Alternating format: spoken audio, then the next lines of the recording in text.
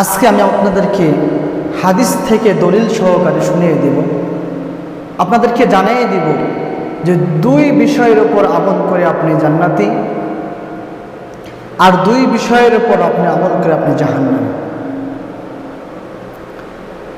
আবু হুরায়রা রাদিয়াল্লাহু তাআলা আনহু থেকে বর্ণিত, তিনি বলেন, قال رسول الله صلى الله عليه وسلم عن أكثر ما يدخل الناس الجنة فقال تقوى الله وحسن الخلق। আবু হুরায়রা রাদিয়াল্লাহু তাআলা থেকে বর্ণিত, তিনি বলেন, সাহাবা একরাম রাসূল সাল্লাল্লাহু আলাইহি সাল্লাম থেকে জানতে চাচ্ছিলেন, ইয়া রাসূলুল্লাহ, অধিকাংশ মানুষ কোন বিষয়ের উপর আমল করে তারা জান্নাতে যাবে? রাসূল সাল্লাল্লাহু আলাইহি সাল্লাম বললেন, তাকওয়াল্লাহ, এক হলো আল্লাহ তাআলার ভয়, ওয়া হুসনুল খুলুকি, আরেকটা হলো উত্তম চরিত্র। এই দুইটা বিষয়ে যার ভিতরে পাওয়া যাবে সে ব্যক্তি জান্নাতি। কেন রাসূল সাল্লাল্লাহু আলাইহি সাল্লাম এই হাদিসে বলেন,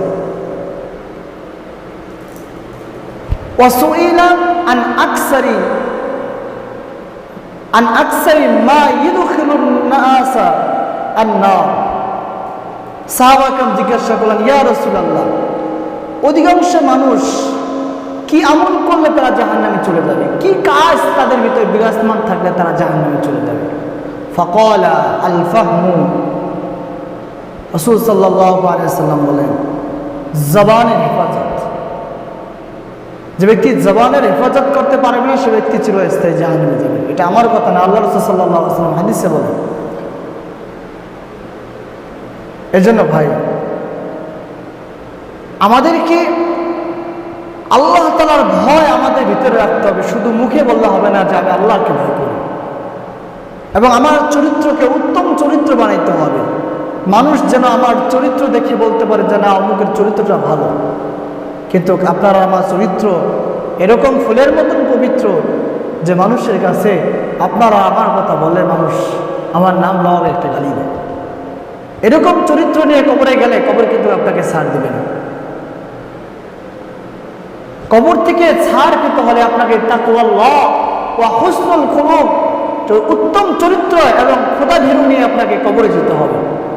এজন্য আল্লাহ তাআলার ভয় দিলে রাখতে হবে এবং ইয়াকিন রাখতে হবে যে আমি যে কাজ করি না কেন, যে কথা বলি না কেন,